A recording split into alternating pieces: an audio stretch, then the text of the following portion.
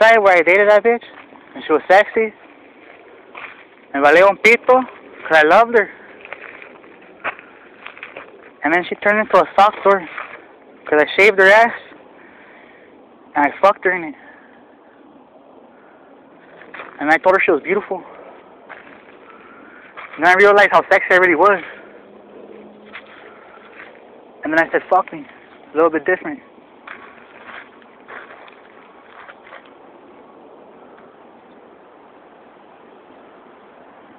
And then she cried like a little wild lion on the weekdays only.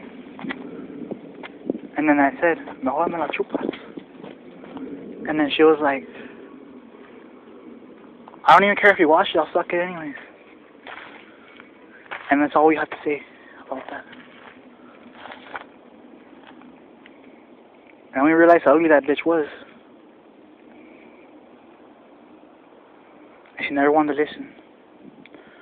Because she was just that different in between the legs.